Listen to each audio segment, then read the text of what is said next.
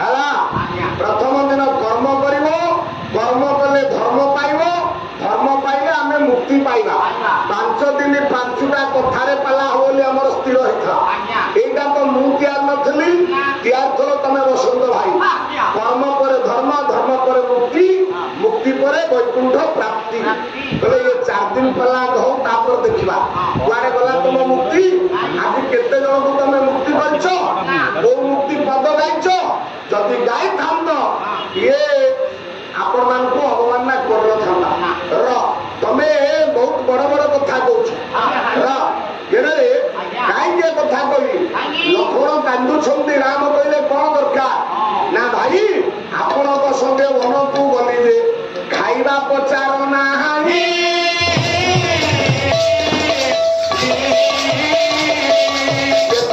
ଭାଇ ଶୋଇଲା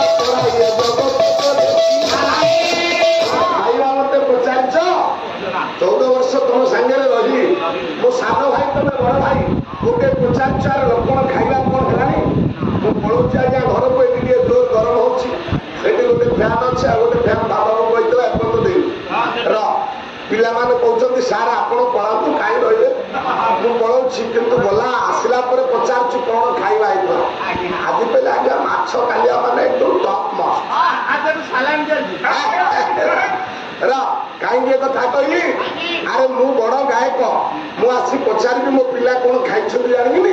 ଲକ୍ଷ୍ମଣ କହିଲେ ଭାଇ ମୁଁ ତମ ସାଙ୍ଗରେ ଯାଇଥିଲି, 14 ବର୍ଷ କାଳ ଫଳ ତୋଳିକି ଦେଇଛି, ତମେ କୋଉ ଦିନ ହେଲେ ମତେ ପଚାରିଛ ଲକ୍ଷ୍ମଣ ତୁ ଖାଇଛୁ କି ନାହିଁ ବୋଲି? ନା ନା। କହିଲା ଆଉ ଗୋଟାଏ କଥା, ମୁଁ ଶୋଇଛି କି ନାହିଁ ତମେ ଦେଖିଛ? ନା ନା। ଆଉ ମୈଥୁନ କଥା ଛାଡ, ସ୍ତ୍ରୀ ତ ନଥିଲା, ମୁଁ ମୈଥୁନ କାଇଁବା କରିଥାନ୍ତି? ଲକ୍ଷ୍ମଣ କଣ କହୁଛୁ? ନା ଏ ଜନ୍ମରେ ଭାଇ ବହୁତ କଷ୍ଟ ପାଇଲି। ନା ତାହେଲେ ଆର ଜନ୍ମକୁ ଲକ୍ଷ୍ମଣ ତୋତେରେ ଇଏ ବଡ ଭାଇ କରିଦେ।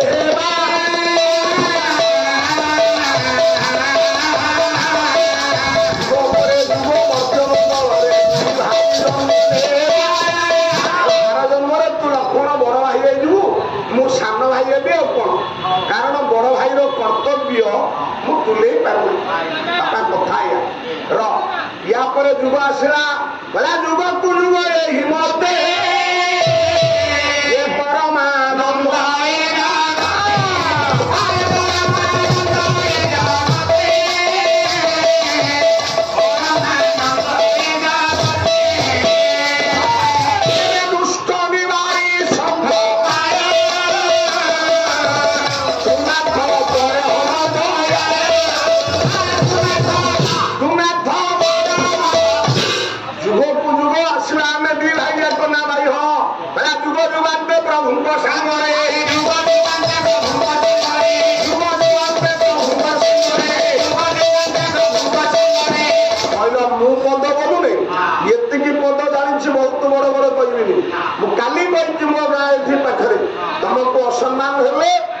ଖରାପ ଲାଗିବ।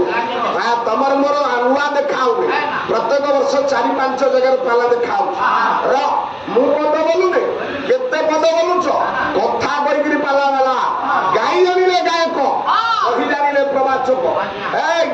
ସାବଧାନ, ଗୀତ ଆଗେ ଗାଅ। ଯୁଗ ଯୁଗନ୍ଦ ପ୍ରଭୁଙ୍କ ସାଙ୍ଗରେ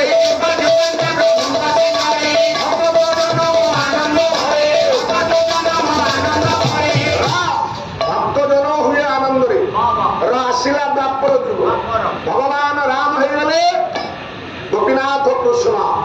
ସତ୍ୟରେ ନରସିଂହନାଥ ଯୁଗେ ରଘୁନାଥ, ଦ୍ୱାପର ଯୁଗେ ଗୋପୀନାଥ, ପ୍ରଭୁ ଯେ ସତ୍ୟରେ ନୃସିଂହନାଥ, ତ୍ରେତୟାରେ ରଘୁନାଥ, ଦ୍ୱାପର ଯୁଗରେ ଗୋପୀନାଥ, କଳିରେ ହଉଛନ୍ତି ଜଗନ୍ନାଥ। ଦ୍ୱାପର ଯୁଗରେ ଭଗବାନ ହେଲେ କୃଷ୍ଣ, ଇଏ ଅନନ୍ତ ନାଗ, ଆପଣ ମାନଙ୍କର ଲକ୍ଷ୍ମଣ ଠାକୁର ହେଇଗଲେ ଆଜ୍ଞା ବଳରାମ ଭାଇ।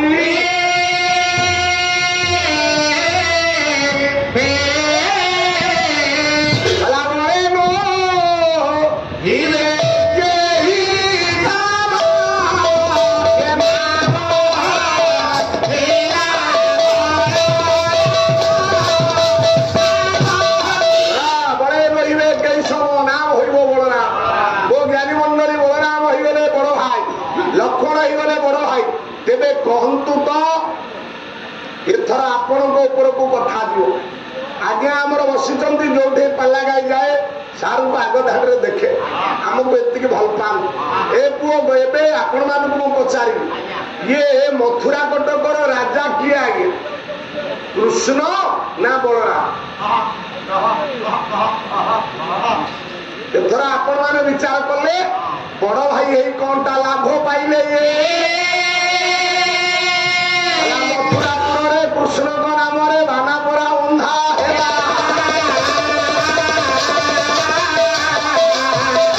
ନଗରୀ ରହିଲେ ପ୍ରଭୁ କୃଷ୍ଣ ରାଜା।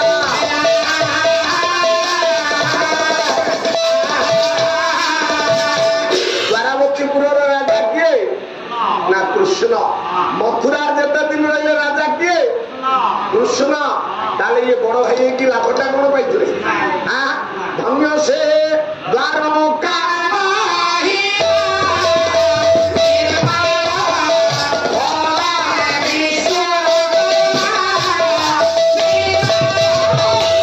ଧନ୍ୟ ସେ ଦ୍ୱାରକା ମହିମା ନିର୍ମାଣ କଲା ବିଶ୍ୱକର୍ମା। ଦେହ ତ ହଉନାହିଁ, ମୁଁ ଏବେ 90 କିଲେ, ମୁଁ ଏବେ ବି 90 କିଲେ, ତମେ 1 କୁଇଣ୍ଟାଲ ହବ କି ନ ହବ? ଆଉ 10-5 କିଲୋ ମୋଠୁ ବଡ ହବ କିମ୍ବା କମ ହବ? ତ ହଲୁନ ଖାଲି କଣ ବୁଲୁଛ? ଧନ୍ୟ ସେ ଦ୍ୱାରକା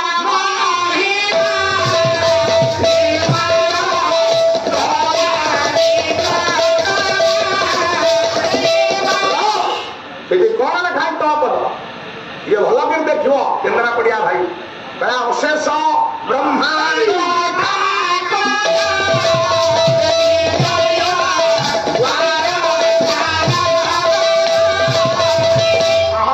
ଅଶେଷ ବ୍ରହ୍ମାଣ୍ଡର ଠାକୁର ଭଗବାନ କୃଷ୍ଣ ଦ୍ୱାରାବତୀପୁର ରାଜା ହେଲେ। ତାହେଲେ ବଳରାମ ବଡ ଭାଇ ହେଇକି ଲାଭଟା କଣ? ଆରେ ବଡ ଭାଇ ଅଯୋଗ୍ୟ ବୋଲି ସାନ ଭାଇ ରାଜା ହୁଏ। ଯୋଉଠି ବଡ ଭାଇ ଯୋଗ୍ୟ ଥାଏ ସେଠି ସାନ ଭାଇ କି ରାଜା କରିବ? ତମେ ସେମିତି ଆମ ଅଯୋଗ୍ୟ ବଡ ଭାଇ। ଦ୍ୱାପର ଯୁଗ ଗଲା, ଆସିଲା ଆପଣ ମାନଙ୍କର କଳି ଯୁଗ। ଜଗନ୍ନାଥ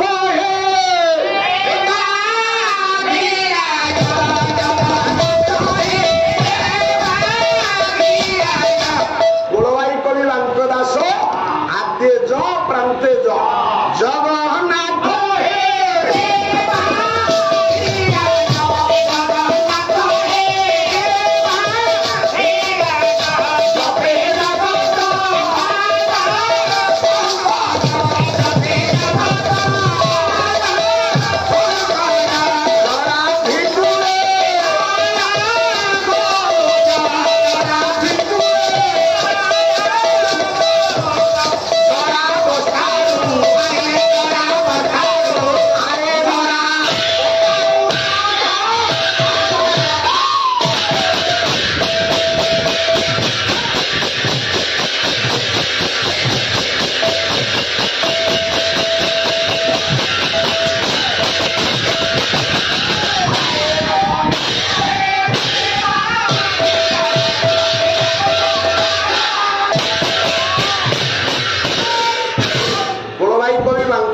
କହିଲେ ଜଗନ୍ନାଥ ହେ ଦେବାଧି ରାଜ।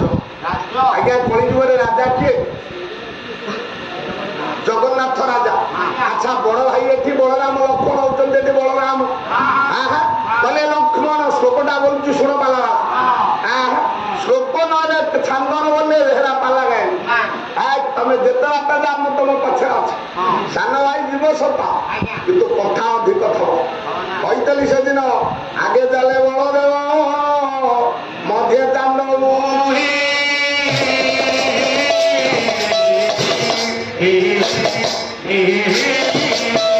ପଛରେ ଆସେ ଲୋକ କାହା ପାଖରେ? ବଳଭଦ୍ରଙ୍କ ପାଖରେ, ସୁଭଦ୍ରାଙ୍କ ରଥରେ। ଲୋକ କାହା ପାଖରେ ଭିଡ଼? କାଳିଆ ପାଖରେ ନା ସାନ ଭାଇ ପାଖରେ? ତ ବଡ ହେଲେ କଣ ହବ? ଅଯୋଗ୍ୟ ବଡ ଭାଇ ତମେ ଛାଡିଛନ୍ତି। ଇଏ ଖାଲି ଏତିକି ନୁହଁ, କହିଲେ ଜଗନ୍ନାଥ ହେ ଦେବାଧିରାଜ ଜପେ ଜଗତ ପାଦ ପଙ୍କଜ। କାହା ପାଦକୁ ଜଗତ ଭଜୁଛି? କାହିଁ ବଳରାମଙ୍କ ପାଦ ପଙ୍କଜ ଲେଖା ହେଲାନି? ଲକ୍ଷ୍ମଣ ବଳରାମ ରାଘବ ପୁରୁଷୋତ୍ତମ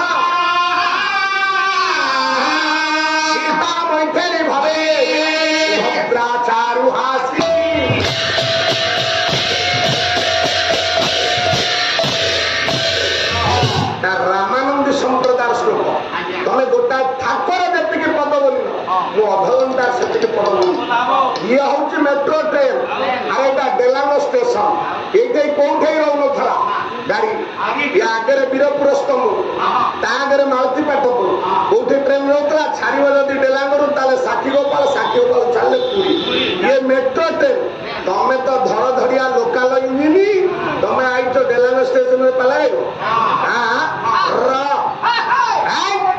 बात करना मुझे कथा कहूना तुम कथार कह राजा किए लक्ष्मण बलराम लक्ष्मण होती आज्ञा बलराम बड़ भाई बलभद्र ठाकुर राघव पुरुषोत्तम राम होती पुरुषोत्तम जगन्नाथ ताहले कहतु तो ये मंदिर कार बोली लोक कहते कहीं बलराम कर मंदिर बोली ना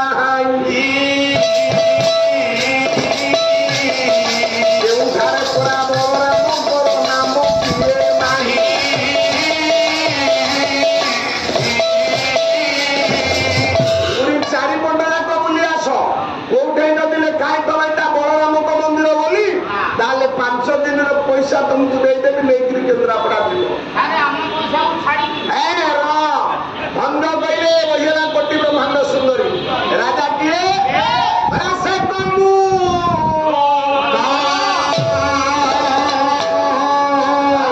छाप ताल 10 मात्रा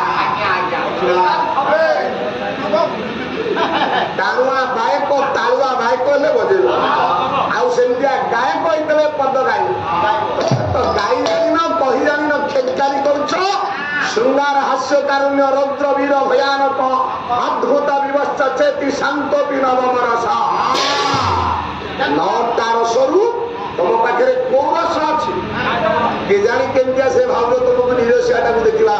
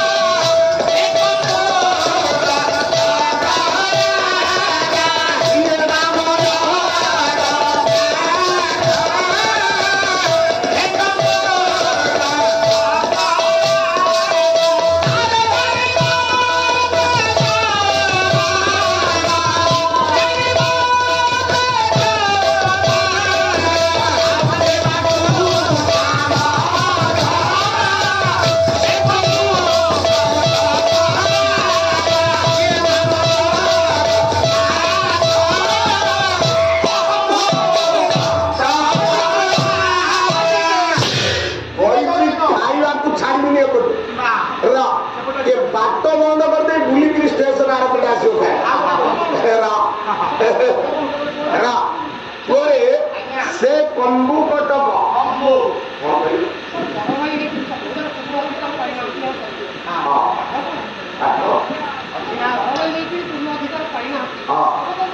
सत्य अधिकार तो अलग बाट कथा काली कहुई काली कहुई काली गोटे थाक पूरा गला आज 11टा होगा थाक आम कहवा मु रामायण छड़ा आपण कि आज कहबी जहाँ कहि राम कह बड़ भाई अधिकार कहीं पाइले ना जिते गोटाए पद आपको जिते ये जो लोक बापा जो दिन देह खराब हो जाए से दिन दायित्व किए जब बड़ भाई अयोग्य है तो सान भाई को दायित्व दिया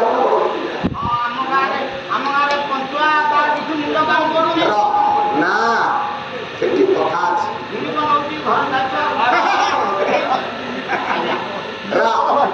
टे जाऊन कहि ज्ञानी मंडली धनबाबू बच्चे अरे बहुत दिन देखा किसी दिन आम संगी थे धनबाबू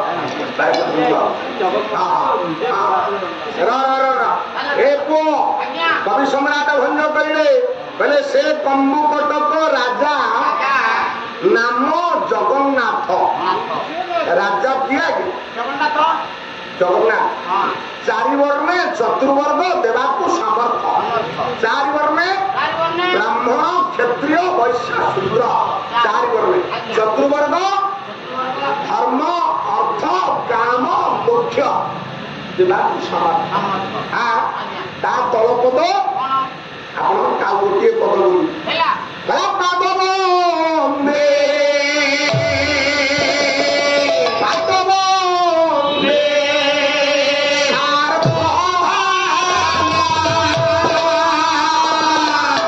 କାଲି ଆସ ଏମିତିଆ ଗୋଟେ ଛାନ୍ଦ ବୋଲି ଦିଅ 10 ମାତ୍ରା ଝାମ୍ପ ତାଳରେ ଦେଖିବା ପାଲା ମାଲା।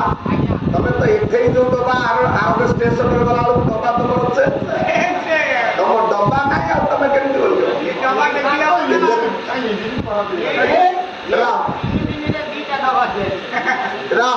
ଏଇ ଡବା ଦେଖୁଛ 15-20 ବର୍ଷ ହେଲା ଏଇ ଡବା ଅଛନ୍ତି। ଏ ଡବା ଯେମିତି ଇଞ୍ଜିନ ସେମିତି ତମର ଏ ଷ୍ଟେସନ ଡେଲାଙ୍ଗରୁ ଜଟଣୀ ଗଲା ବେଳକୁ ଆଉ 4ଟା ଡବା ତମ ପଛରେ ବାଲା କେମିତି ହବନି। ଦମ ଯାହାର ଅଛି ତାର ବଳ, ଦଳ ନାହିଁ ତ ବଳ ନାହିଁ। କୋଉ ଦିନ କହନ୍ତୁ ଏ ପିଲା ଢେରା ସାରା ଟଙ୍କାଟା କାଟିକିରି ଖାଇ ଦେଇଛନ୍ତି। ମୁଁ ପଇସା ନେଇଯାଉଛି ଖାଲି ଜାଗା ବାଡି କିଣି ଦଉଛି, ତମେ କରୁନ? ତମେ ତ ପିଲାକୁ ପଇସା ଦଉଛ, ତମ ଡବା ଚେଞ୍ଜ ହଉଛି ପାଲା ଇଏ ଦଳ ରଖ। 20 ବର୍ଷ ହେଲାଣି ଏ ଦଳ ତୋର 27 ୟାର 30 ଇଏ 27 ବର୍ଷ। ଇଏ ମୋ ମୂଳ ପାଳିଆ ଆଜ୍ଞା, ମୋ ରିଏଲସେଲ ଆଖଡା ଘର ପାଳିଆ ଏଇଗୁଡା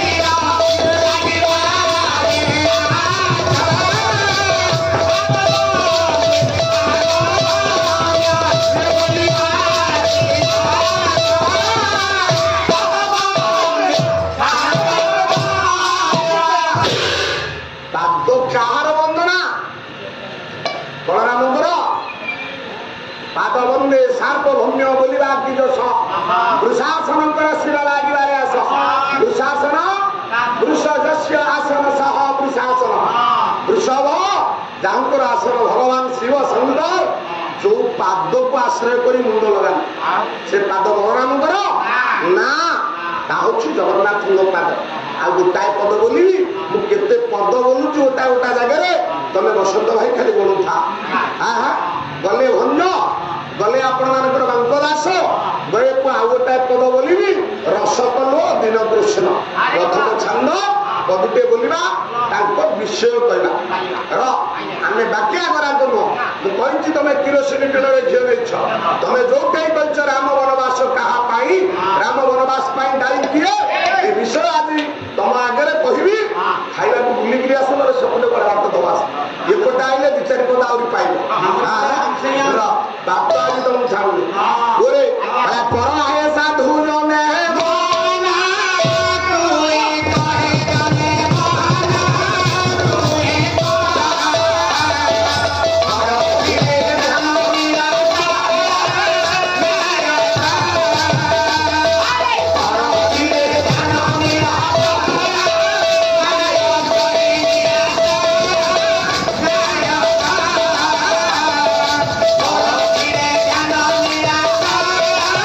Now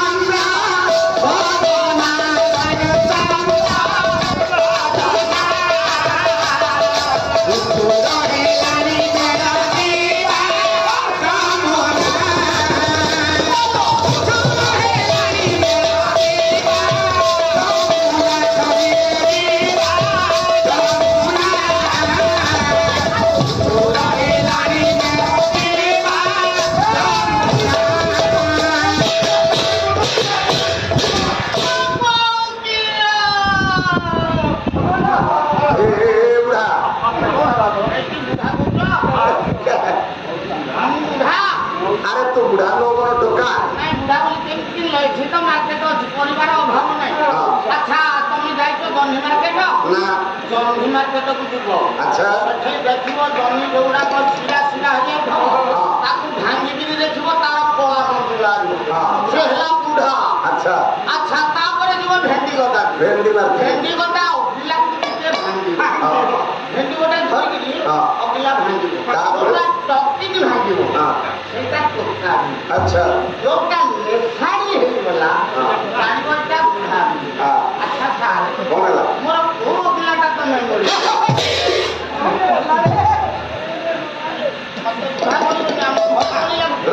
କାହିଁ ତତେ ବୁଢା କହିଲି କି ମୁଁ ବୋଲିଲି ରସପଲ୍ଲବର ପ୍ରଥମ ଛାନ୍ଦ କବି ହେଲେ ଦୀନକୃଷ୍ଣ ଆଦ୍ୟ କ କାନ୍ତେ କ ବର ହେ ସାଧୁ ଜମେ ମନକୁ ଏକ ବର ଧୀରେ ଧ୍ୟାନ ନୀଳାଚଳ ନାୟକ କମ୍ବୁ କଟକ ଯାକରେ ରାଜନ ଏକ କୌତୁକ କଥା ମାନଙ୍କର ଜନକ। ଏମିତିଆ ପଦଟା ଆଜି ବୁଝୁଛ ବାଲା ବାଲା ନିଜକୁ ପ୍ରଥମେ ଆତ୍ମସମୀକ୍ଷା କର ବସେ ସେଇଥିପାଇଁ ବୁଢା କହିଲି ମୁଁ ପଦ ବୋଲିଲା ତୁ ଡେଇ ନେଇକି ନାଚିଲି। ଏଇଟା ହଉଛି ଅଷ୍ଟପ୍ରହରୀ ବାସି ଯମୁନା ଗାଧୁଆ ମୋର କାହିଁ ମନେ ପଡିଗଲା ଆଉ ଯମୁନା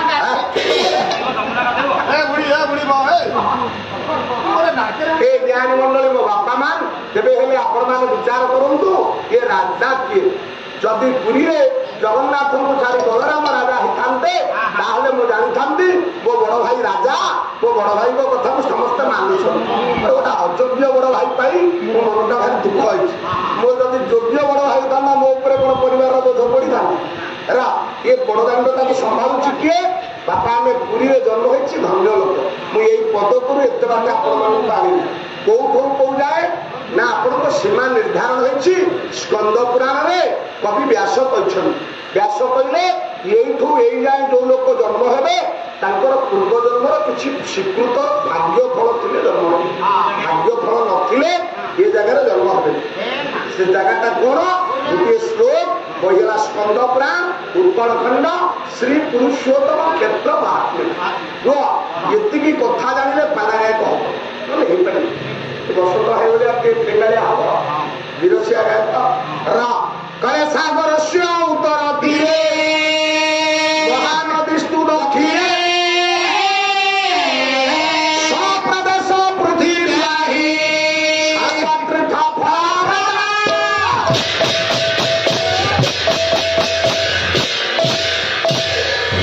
ବ୍ୟାସ ସ୍କନ୍ଦ ପ୍ରାଣରେ କହିଲେ हे ज्ञानी मंडली बोले सागर से उत्तर तीरे सागर आपण मानकर महोदधि बंगोपसागर यही बंगोपसागर उत्तर सागर से उत्तर तीरे महानदीस्तु दक्षिणे महानदीर दक्षिण रु ये एपटे बेला समुद्र उत्तर महानदीर दक्षिण सप्रदेश से ही प्रदेश पृथ्वी मध्य सर्वतीर्थ फल प्रदा सबु तीर्थर फल यही जगार अच्छा तेरे ये जगार कौन अभक्त जन्म हुंती नहीं जो माने जन्म हुंती से माने समस्ते भक्त। अच्छा देखिबा ये हम केन्द्रापड़िया भाई से जगह भीतर अच्छी महानदीर दक्षिण पटे अच्छा महानदीर कौ पटे उत्तर पटे घर ये भक्त ना भक्त शंकर तीर्थ ज्ञानी हरि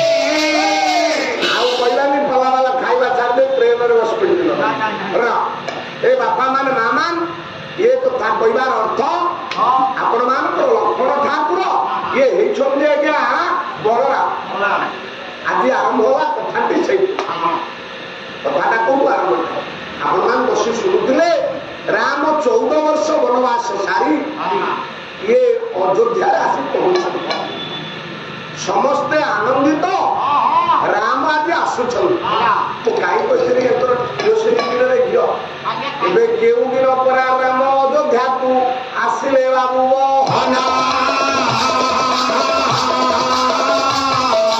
ସେଦିନ କଥା ବସନ୍ତ ଭାଇ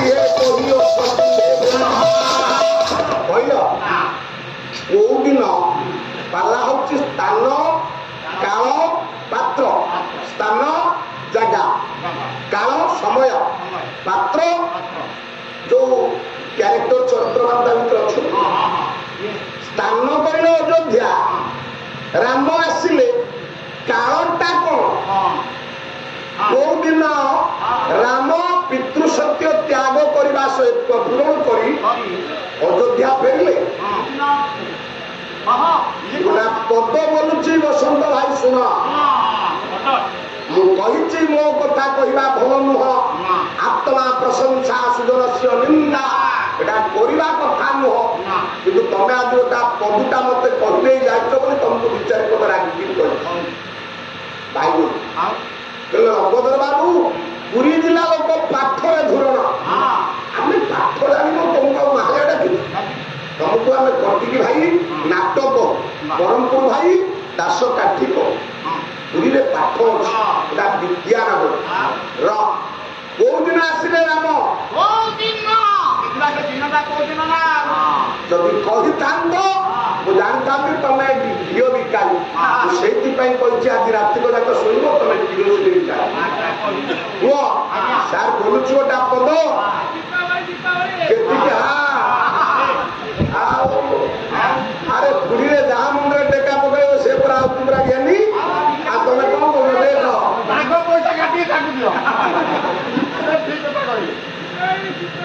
ପଦ ପଦ ଆପଣ ମାନେ ଅଛନ୍ତି ନୁହ ମୁଁ ଏଇ ପାର୍ଶ୍ୱରେ ସବୁବେଳେ ଯିବା ଆସିବା କରି ଆମେ ପାଲା ଗାଉଛୁ ଆପଣ ମାନଙ୍କ ଅଞ୍ଚଳର କୁହ ବାବୁମାନେ ମାମାନ ପଦ ନ ବନିଲେ ଆମେ ପାଲା ଗାୟକ ନୁହଁ ଓଡ଼ିଆ ଭାଗବତ ନବମ ସ୍କନ୍ଦ ଏକାଦଶ ଅଧ୍ୟାୟ ରାମ ବଂଶାନୁଚରିତ ଆପଣମାନେ ଦେଖନ୍ତୁ ତା ଦେହରେ ଆପଣମାନେ ପାଇବେ ଦଶରଥ ଘରେ ହରି